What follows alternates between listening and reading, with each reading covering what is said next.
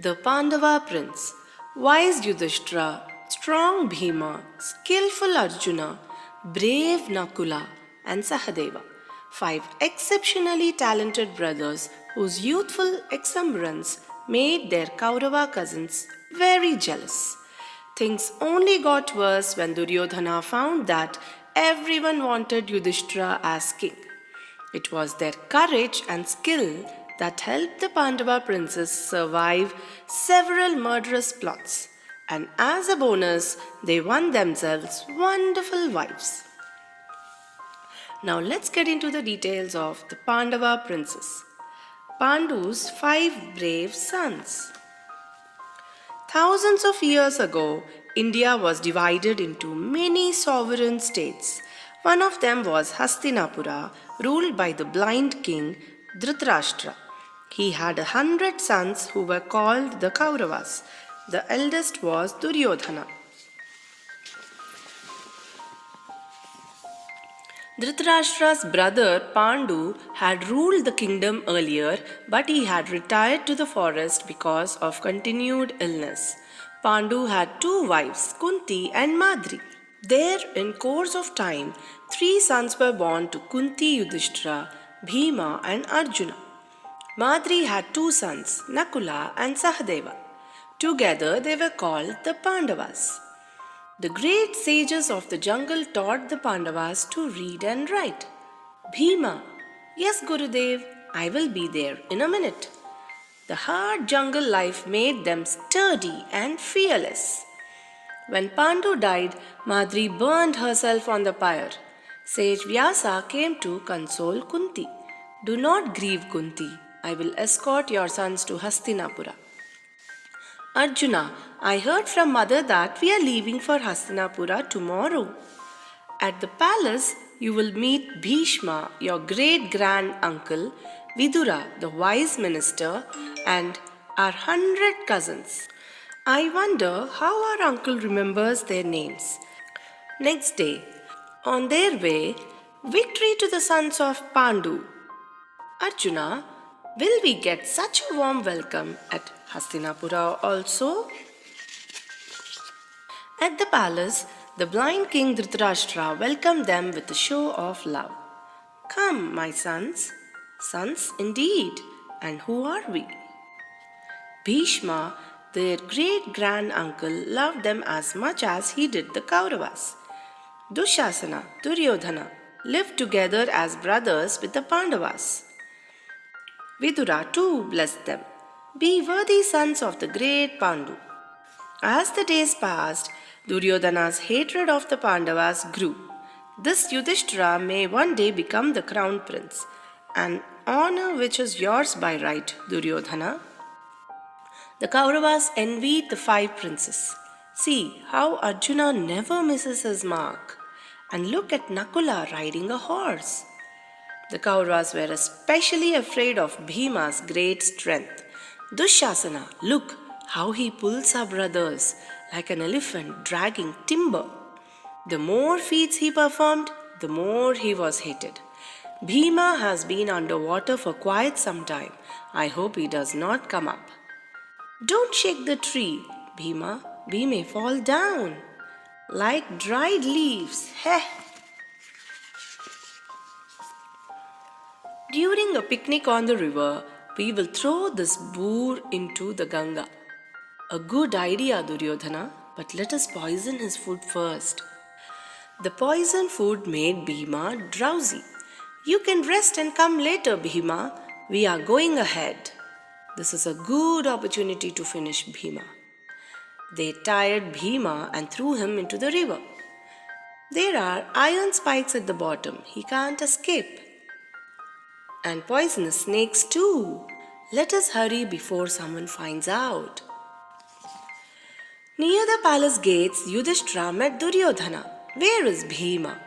He must be in the palace. He left much before us. In the river, Bhima escaped the iron spikes, but the snakes bit him. The snake poison acted against the poison food which he had eaten. Where am I? He twitched his muscles till the bonds burst. Soon he came out of the water and reached the palace. Hello, Duryodhana. The snakes send you their love. How did he survive? When he told the story to his brothers, "Oh, Bheema, we are happy to see you back. There is no point in spreading ill will. Don't talk of this to anyone." One day, they were all playing with a ball on an open ground outside the city. "Good throw, Duryodhana." "That is nothing. I will hurl it into heaven. See? It has fallen into the well, Bhima, from heaven to hell." "Oh, my ring has slipped too." A poorly clad Brahmin approached them. "Kshatriya princess, can't you take a ball out of a well?" "Don't preach to us, do it yourself. If you bring it out, we shall take you to the palace, and you shall have a nice dinner." The Brahmin uprooted a blade of grass, and straightening it, he hurled it into the well with tremendous force. What a marvelous aim! It has stuck into the ball. The Brahmin did the same thing with another blade, then another and another, till a chain was formed. When he pulled the chain, the ball came out with it. A wonderful feat! "But what about my ring? Please lend me your bow and arrow." The Brahmin sent an arrow straight into the well. It bounced back, bringing with it the precious ring. "An amazing feat! Will you please come with us to the palace?" At the court, Bhishma recognized him. King Dhritarashtra received him with honor. "Dronacharya, you are welcome, sir. I have heard of you. Why don't you stay with us and be a tutor to the princess?" The princess learned the arts of war from Dronacharya. "Bhima, you boor, that is not the way to hold the mace." "Then save yourself from my blow and prove it." "Look at them, Yudhishthira." "No, Bhima, you're supposed to learn, not fight." One day, Drona held a contest to which the king was invited. A big crowd came to witness the feats. "Look at Arjuna. He never misses his mark. I bet no one can equal him in archery." Suddenly, a youth clad in shining armor stepped forward. "Arjuna, I challenge you. This man has performed all the feats of Arjuna. Look at Arjuna. His face has turned white." Just then, a charioteer who was among the spectators advanced with tears flowing down his cheeks. "Karna, my son, you have brought glory to me." "A charioteer's son? Pooh! That bow is not for you. Take a whip." Duryodhana instantly took a liking for Karna. By befriending him, he wanted to humiliate Arjuna. "Friend Karna, I promise you the kingdom of Anga." After obtaining the permission of King Dhritarashtra, Karna was crowned there and then. "How can I ever repay your kindness, Duryodhana?" The quickness of Duryodhana's action astonished the whole gathering. That does not solve the problem. He cannot hide his low birth. "Come, Karna, don't let Arjuna's remark bother you." Kunti, who witnessed all this, was also sad. "He is my son, but when he was born, I was so young. I cast him away. This charioteer must have found him." The Pandava princes were loved all over the country. "We want Yudhishthira to be the king. The Pandavas are brave and honest. Duryodhana is too cruel to be the king." This talk reached the ears of Duryodhana. "Father, the people want Yudhishthira to be crowned king. Will we have to live on the crumbs the Pandavas throw at us? I suggest you send them away on some pretext, preferably to a place far away." So the Pandavas were sent to Varanavati to attend the festival being held there. Duryodhana whispered something in the ears of Purochana, a clever but sly architect. Vidura warned Yudhishthira to be careful. At Varanavati, welcome to the Pandava princess. When Purochana finished building a grand palace for the Pandavas, they moved into it. What a work of art! Art indeed! It's built with lac. This contains jute. The Pandavas were correct. Even this artificial garden has flowers and leaves of wax. We are caught in a trap. Every day they went hunting and made themselves familiar with the paths of the jungle. When Purochana sets fire to the palace, we shall take shelter here. But why wait for him to set it on fire? One day, I am a miner. Acharya Vidura has sent me to help you. Thank you. The miner has done a good job of this tunnel. At last, we couldn't wait for Purochana to set fire to it. Let us go into the tunnel quickly. There, that's the exit. We shall soon be safe in the forest. In a matter of minutes, the whole palace was reduced to ashes. Purochana was burnt alive in the trap which he himself had set. What a blaze! The poor Pandavas! They must all have been burnt. Was it really an accident? When the news reached Hastinapura, Duryodhana and Dushasana were happy. Shakuni, their wicked uncle, cautioned them. Be calm. You must not show your joy. Yes, we must mourn for our dear departed cousins. Meanwhile, the Pandavas, very much alive, trudged through the jungle. When Kunti could walk no longer, Bheema carried her on his shoulders. He even took Nakula and Sahadeva on his hips. Late in the evening, the next day, they reached the river Ganga. Greetings from Acharya Vidura. He asked me to wait for you. After crossing the river, they entered a dense forest. I can't walk any further. They lay down to rest. Bheema alone stayed awake. This water will refresh them. I will remain awake and guard them. For many days they wandered. Up and down the hills they trekked. At last, it seemed that they were near some human habitation. There, let us go and ask them for food and shelter. No, Nakula, don't you see they are Rakshasas? But the Rakshasas were soon on their trail. Bheema faced them with an uprooted tree.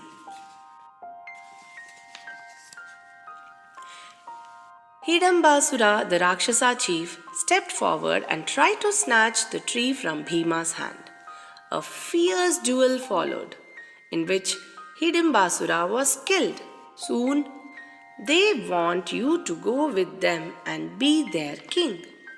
The Pandavas accompanied them to their village, and there Bheema married Hidimba, the sister of Hidambasura.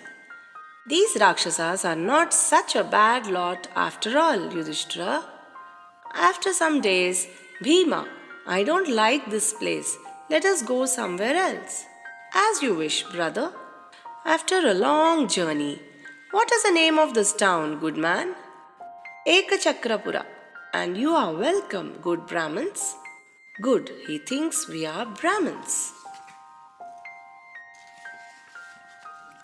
In Ekachakrapura, the Pandavas lived in the house of a poor Brahmin. One day, what is the matter, good Brahmin? This little daughter of ours will soon be eaten by Bakasura, who lives in a cave outside the village. He has extracted terms under which people have to send him a cartload of food every day. He eats the driver and bullocks also, along with the food. I would rather go myself than sacrifice this innocent girl. Oh no, if you go, who will look after the family? I will go. Let me go, mother. I will kill the Rakshasa with a stick. Later, you must do something about it, son. As you wish, mother. Bheema drove the cart of food to the border of the town. People flocked to see him off. He looks powerful, but Bakasura may kill him. When Bheema reached the mouth of the cave, he unyoked the oxen and sat down to a hearty meal. Once the fight starts, all the food will be scattered. I must finish it quickly. When Bakasura came out of the cave, he was enraged at what he saw. It seems as if some nuts are falling on my back. Oh, it is the Rakshasa. He is becoming a nuisance. The spot of buttermilk tastes good. After the meal, Bhima lifted the giant and hurled him violently on the ground. Bakasura died on the spot. Bhima dragged the dead body of the giant to the gate of the city and quietly went home. A few days later, the Pandavas heard exciting news. I hear King Drupada is arranging a test of archery. Yes, and there will be gifts for us. The best archer will win the hand of Draupadi. Mother, may we go and attend the marriage? Yes, Arjuna. The Pandavas soon reached the capital, which was gaily decorated. In the palace hall, hundreds of princes were seated. The Pandavas took their seats in the enclosure meant for Brahman. This, my sister, is King Shishupala of Chedi. This is Drishtadhyumna, the brother of Draupadi, introducing the guests. The introductions over, Drishtadhyumna announced, Friends, here are a bow and arrows, and there, above the revolving wheel, is a target, a fish. You have to hit the eye of the fish, looking at its reflection in the water below.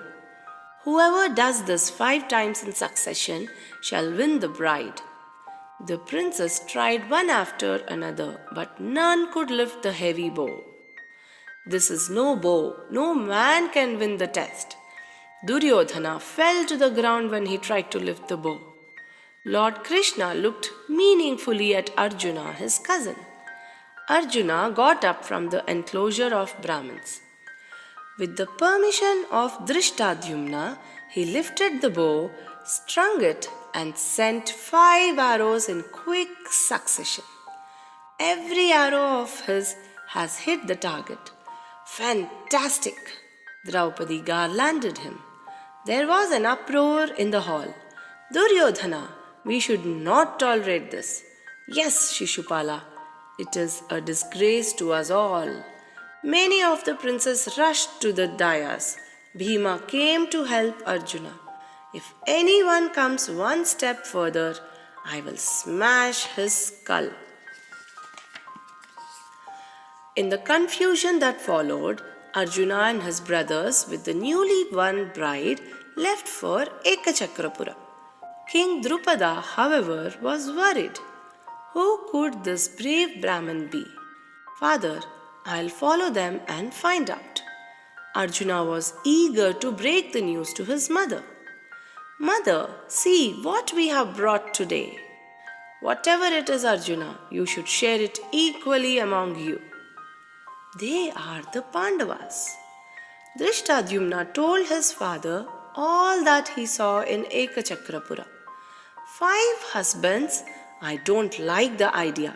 However, bring them here with honor. When the news reached Hastinapura, Yudhishthira and Bheema alive and grown stronger too. Drupada has a large army.